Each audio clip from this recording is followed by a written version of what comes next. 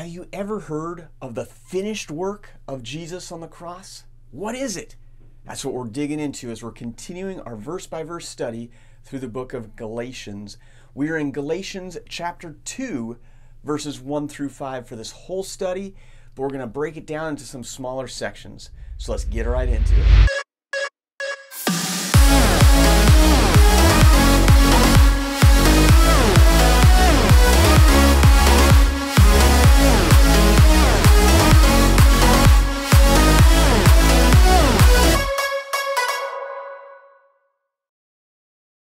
Before we get too far into the study, I want to ask you, what are some of the most influential words in your life?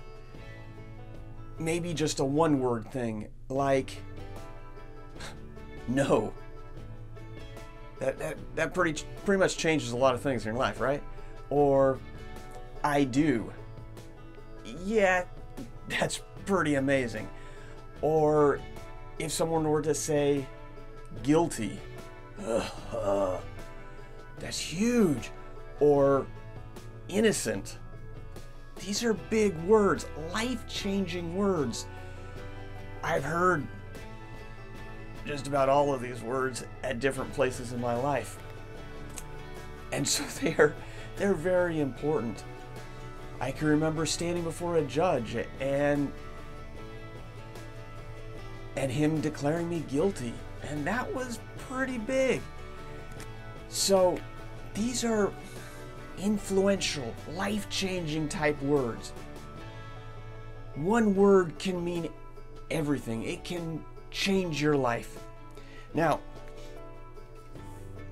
we are in Galatians chapter 2, starting at verse 1, which says, "Then after 14 years I went up again to Jerusalem with Barnabas, and also took Titus with me." So remember, this book, the book of Galatians, if you haven't watched the other episodes, check out the full study from the beginning. But the book of Galatians is Paul writing to the Galatian region, the churches in Galatia. And he's writing because other people have come in and they've given a Jesus and gospel. Specifically, Jesus is good, but you have to be circumcised. Jesus is good, but you got to follow the whole law of the Old Testament. They've added to the Bible, they've added to the simple message that Jesus was enough. And so Paul, then after he got saved, originally it tells us that he went away for 3 years, and then he talks with Peter and James, and their gospel's the same.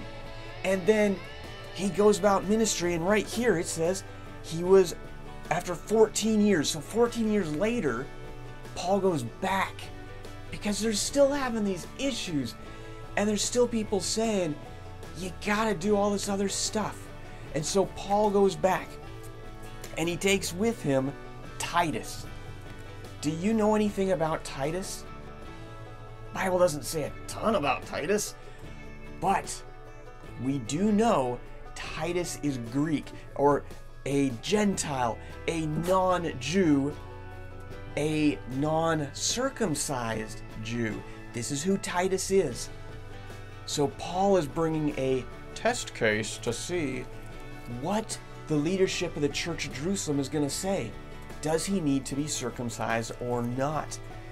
Verse 2, it continues to go on and says, "And I went up by revelation and communicated to them that gospel which I preached among the Gentiles, but privately to those who were of reputation, lest by any means I might run or had run my run in vain." So they're talking. Paul got his gospel from God. It was by revelation where God just hit this guy over the head and said, "This is who I am." So Paul was pretty sure about his gospel, but he wanted to make sure that the church of Jerusalem was preaching the same gospel that he got from God as well. And they were. They were all talking the same thing. They were all preaching the same thing. So this is Paul. They've all confirmed this is the same thing we're going over. Verse 3, Yet not even Titus, who was with me, being a Greek, was compelled to be circumcised. Test case. He brought this uncircumcised young believer who's on fire for Jesus. But you know what? The whole church, the leadership of the church of Jerusalem is saying he's good where he's at. He is on his way to heaven because it's what Jesus did on the cross, not works. He didn't have to get circumcised. He didn't have to follow the Judeo law, the Mosaic law, to be a Christian, to be saved, to go to heaven. And for you and for me, Jesus is enough. Hold on to him. You don't need the other stuff. Look to Jesus. Keep your eyes on him. This is where it's all at. I sure love you guys. Join us for the next part of our study.